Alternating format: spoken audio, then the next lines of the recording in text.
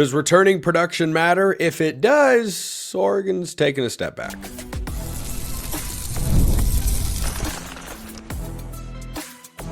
You are Locked On Ducks, your daily podcast on the Oregon Ducks. Part of the Locked On Podcast Network, your team every day. Yes, it is that time once again for Locked On Ducks. I'm your host, Spencer McLaughlin. Thank you so much for making this your first listen or your first view of the day, part of the Locked On Podcast Network, your team every day. How about that? And your number one source to stay up to date with the Ducks. Thoughts on some quotes coming out of the NFL Combine? Something that just made me go, oh boy. I was going kind of crazy. And a positive spin on Dan Lanning. It's mostly positive with Dan Lanning, of course, but some thoughts on the old national championship timeline there. But want to start today with piece came out over at ESPN. Piece, metric, however you want to see it. Bill Connelly does these returning production metrics every year. S&P Plus assesses rosters and whatnot in this wonderful world of college football. Now, last year, Oregon had an S&P Plus that was third, which essentially meant that by his metric, Oregon had the third best roster in college football last year. Pretty good metric. Pretty darn good. So what he's got out right now is returning production. Oregon ranks a kind of startlingly low 109th in returning production. Now, I've been on this for a while, and the numbers are just now, officially coming out here to back up what I've kind of sensed, which is this is going to be an incredibly different Oregon team. I do not believe this is all bad news, by the way. I think there's a lot of good news. Like I smiled reading this, and I'll tell you why in a moment. But Oregon being 109th in returning production has them at 43%. Now, hitting 80% is not rare, but it's difficult. The high-end teams, for what percent of production they've got coming back from the prior season, are around 70 to 75%. Some of them are able to get into the high 70s. But Oregon being in the low 40s there, 43, is that technically the mid 40s, I suppose? That is a very low number in there. Now, Georgia, who might have the best program in all of college football, 2 national championships, an SEC championship, all within the last 4 years. They're 105th. Happens to the best of them, Going into 2024, Oregon was top 25 in the country in returning production. One of the many reasons I and some others, like my guy Eric Scopel over at 24/7 Sports, picked Oregon to go 12-0. They had a returning production rate of 69%. So a 26% drop-off in continuity on your roster, however well you've done in the transfer portal, that's a significant hurdle to overcome here. But does this actually matter, right? Spencer, is this just off-season content that you're bringing up? I mean, yes. No, I'm kidding, of course, because the reason that I brought this up to begin today's show is that the last 2 national champions, Ohio State this season and Michigan the prior year, were both at least 65% or higher. Ohio State was 65%, which isn't actually that high. That was 56th in returning production going into last year. In 2023, though, Michigan was 81%. That's a big old number.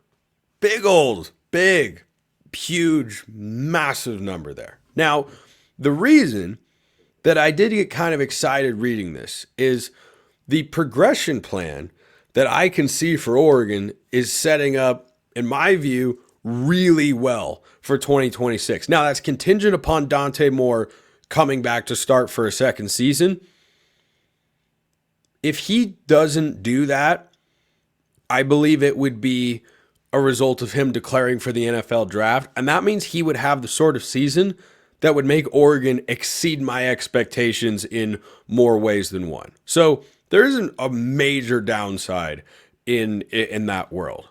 Like, there's no way Dante Moore, as talented as he is, he's got plenty of NFL prospects, playing in an offense that, has produced back-to-back Heisman Trophy finalists. He's not able, just on his physical traits, he's like 6'1", 6'2" or so, with a good arm and really accurate and such. He's not someone that gets drafted just because he started and, let's just mold the guy. Like, no, he's going to have to prove something if he wants to get drafted in 2026. as a high draft pick, which he absolutely could. So that's the first thing that I look at. But if Oregon's undergoing this level of roster turnover to where 57% of their expected or potential production this year, just by this metric, it might actually work out being different than that. But if over half of the players and stats that Oregon produces this year are different than last year, boy, kind of seems like you're laying a ridiculously strong foundation going into 2026. You could have a second-year returning quarterback. You could have a bunch of returning starters as well. You probably won't have Mateo Uiagalelei. That'd be a significant loss. But, hey, the transfer portal's a thing. Go find a high-end defensive line transfer in addition to the guys that, they've recruited and are developing, like Amari Washington, Blake Purchase, Tatum Tuioti. Like, I think that position is really set up for success for the next couple of years. But Mateo is the best of the bunch in all likelihood. I mean, Derek Harmon, I'll talk about him a bit in the second segment. That guy's really good as well. But that's the only real position group. Maybe Thieneman at safety goes to the NFL after the season. Maybe he comes back. Maybe he's one of those guys that says, I want to give this another run. I want to come back for my senior year. That's what Michigan had in 2023. That's what Ohio State had in 2024. And those are kind of the individual names that pop into my head is, boy, if you got them to come back, I mean, if by some miracle you got Mateo to come back and Thieneman and Dylan Thieneman, the Purdue transfer at safety, is able to realize his full potential once again, as he did his freshman season in West Lafayette, boy, that could be a heck of a unit over there. But the way Oregon has recruited the last couple of cycles and how much is going to change this year, and you factor in that to this day, Dan Lanning still has not, knock on wood, had a transfer go out of the program who was a starter for the Ducks. That formula is right there to have another legitimate national title shot come 2026. So maybe it's an even year thing. 2010 made the national championship game, 14 national championship game, 24 undefeated win the Big Ten. It's an even year.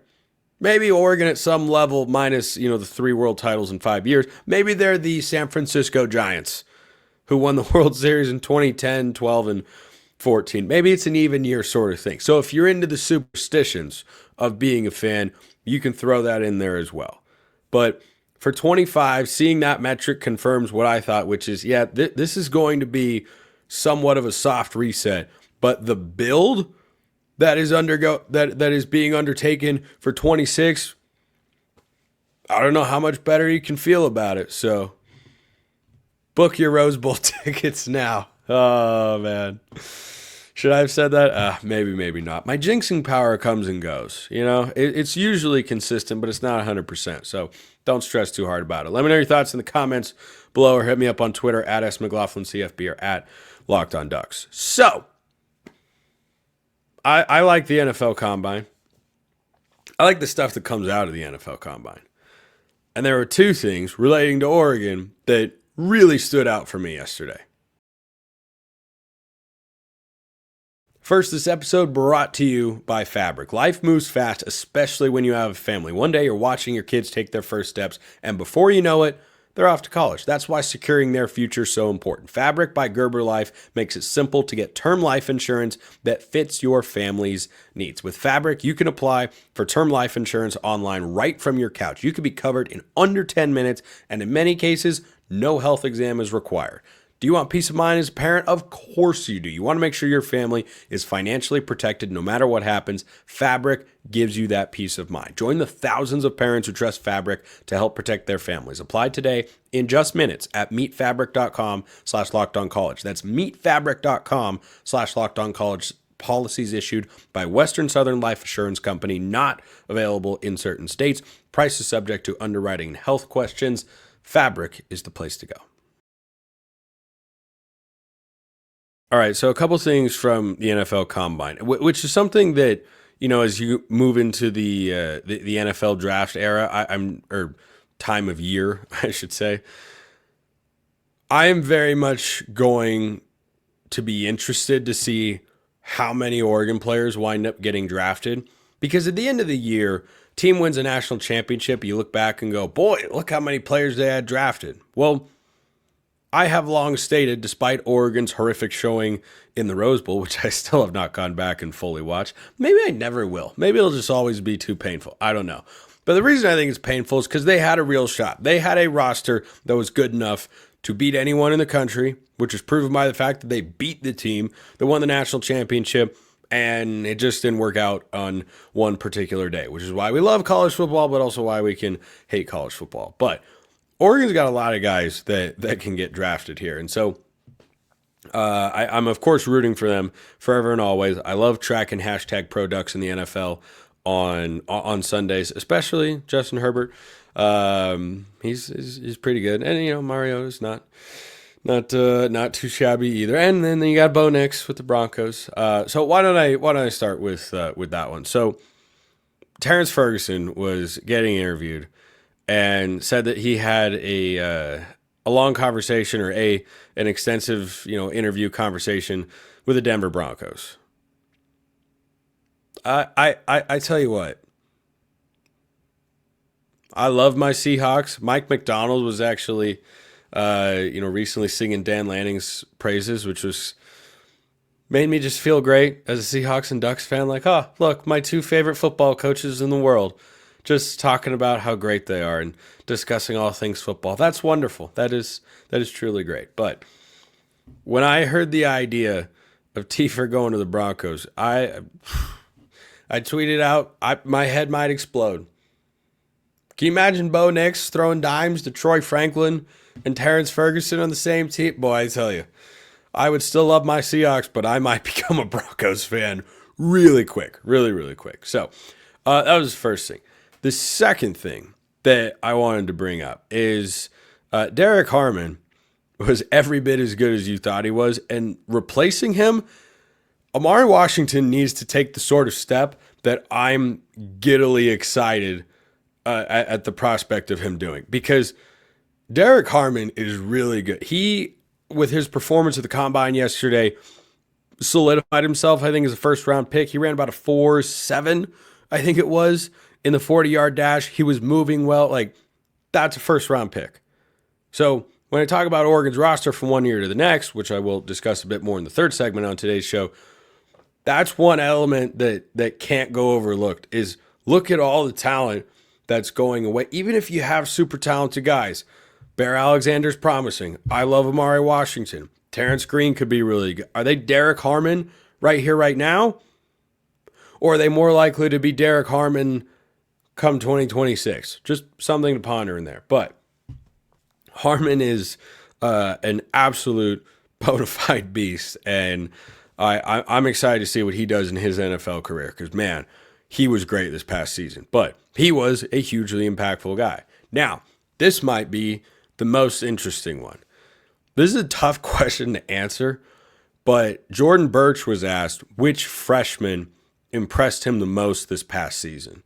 He's asked about Mateo Uiagalelei as well, and, had nice things to say, of course, because how can you not with how good Mateo is? And, boy, talk about, back-to-back first-round defensive line selections. Yeah, Oregon's probably going to have that this year with Harmon and the next year with Mateo. But Jordan Birch shouted out Dink Riggs, the running back, who was not one of the higher-rated recruits in Oregon's 2024 class, and only came in mop-up duty, but looked really good doing it. And freshman that stood out, Jordan Birch said, yeah, that guy, hard to tackle. That's a really good trait to be able to say about a running back. And so going into his second season, I don't know that there is a huge avenue for him to gain significant playing time, but that doesn't mean there isn't an avenue to gain some playing time.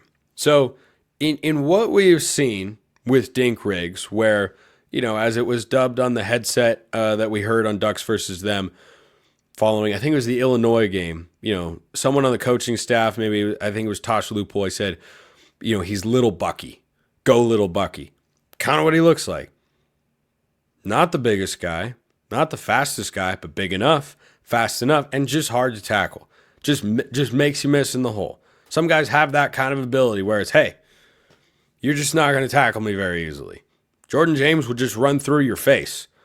Dink Riggs is a very different kind of player. But for Oregon's running back room this year, Mekhi Hughes is going to be the lead guy. He comes over from Tulane in 2 seasons with the Green Wave with 2 different head coaches. It's wild. He's on his 3rd head coach and 3rd offensive coordinator in 3 years. He has run for over 2,700 yards in the last 2 years. So that's your number 1 guy.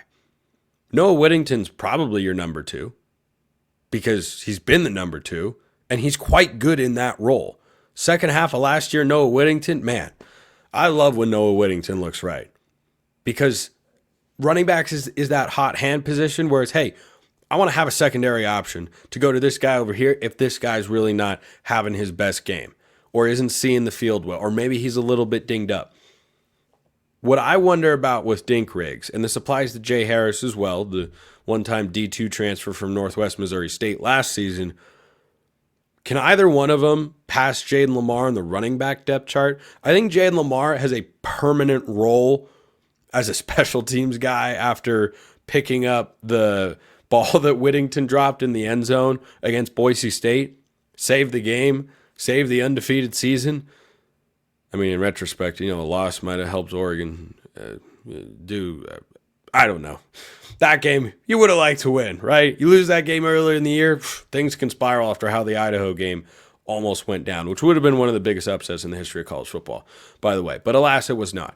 So I wonder if Riggs can make a move up, a year in the weight room, a year after learning the playbook and all that sort of stuff. Because I think Lamar is incredibly solid. I don't ever see him having the ability to be a feature back. If you're a primary go-to guy in Oregon's backfield, there's usually one trait you have that makes you really stand out. What would that be for Jaden Lamar? Is it his speed? It's good enough. There's nothing wrong with good enough, by the way. You need those sorts of guys who are just solid, going to do what's asked of him. But is he super strong? No. Is he super big, super fast, super elusive? No, he's just kind of capable at everything, which makes him a quality player. But between him and Noah Whittington or Mekhi Hughes, much higher likelihood that he would lose his spot on the depth chart than either of the other 2 guys would, barring an injury, of course. That throws a wrinkle into all of this sort of stuff. But, I mean, we saw in 2023, Noah Whittington went down early in the year, and suddenly Jordan James was the number 2 guy, and then he rode that momentum into being the feature back this past season, and he popped. Now he's going to the NFL draft. So that sort of progression can be there, but he'd have to earn the number 3 spot. I just thought it was noteworthy that of all the freshmen, there were a lot of talented kids in that 2024 class. Highest rated at the time in Oregon history.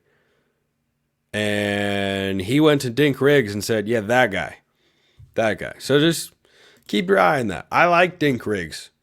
I think he can be a really good back for Oregon based on what we've seen. But there, was a reason he wasn't playing this past year. I think it's, again, a crowded running back room. But, after the season, Hughes could come back for another year, could go to the NFL draft.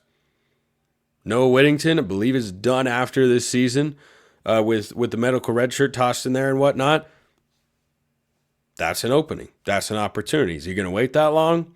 Is he going to be able to get those carries? I don't know. I don't know the answers to all those questions. But I am indeed going to wait and find out, just like all of you. Let me know your thoughts in the comments below or hit me up on Twitter. So, a thought on Dan Lanning and a thought on patience as well. Patience is a virtue, they say. I'll tell you why that matters next.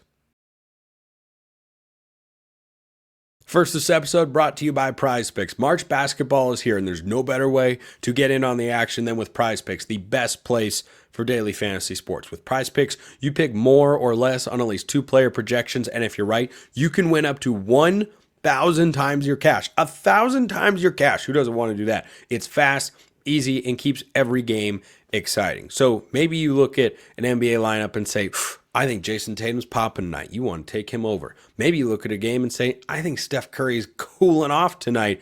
You take him under. That hits. You can get your winnings in as little as 15 minutes. Fast payouts. That's what Prize Picks is all about. Download the app today. Use code LOCKEDONCollege to get $50 instantly after you play your first $5 lineup. That's code LOCKEDONCollege for $50 instantly after you play your first $5 lineup. Prize Picks, run your game.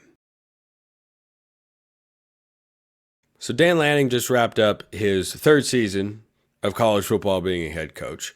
He went 13-0. He won the Big Ten. It's pretty good. That's some would say it's very good. It just doesn't feel very good because of the way the Rose Bowl went. But I'm optimistic Spencer today. I'm sending you into the weekend with the most optimism that I can come up with here. So, was it disappointing and discouraging that Oregon had a roster as good as it was this past year, which I will continue to beat the drum on? Like, that team was really good. Ohio State was just better on that day. It is on the one hand impressive and on the other hand frustrating that the season went the way that it did. But Dan Lanning doing what he just did in his third year and having a legitimate national championship shot and just running into the Ohio State buzzsaw there, you got to feel really good about that. And I keep feeling better and better about it the more I consider it. And since this podcast at times, particularly in the off season, is just my stream of consciousness, that's why I'm discussing it here. But a couple of coaches just worthy of note. Kirby Smart. We all agree he's pretty good, right? Can we agree he's really good?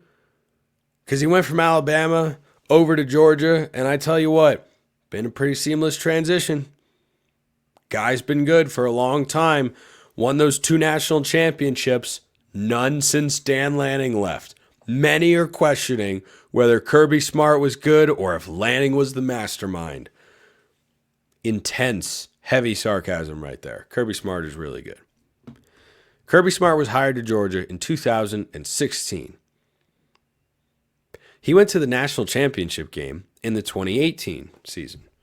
In that game, they had Alabama 2nd and 26 and gave up a long touchdown to Devontae Smith, virtually uncovered. Kirby Smart, defensive wizard, defensive guy, on the biggest stage, that close to a national championship, defense let him down. Game before, they played Oklahoma in the Rose Bowl.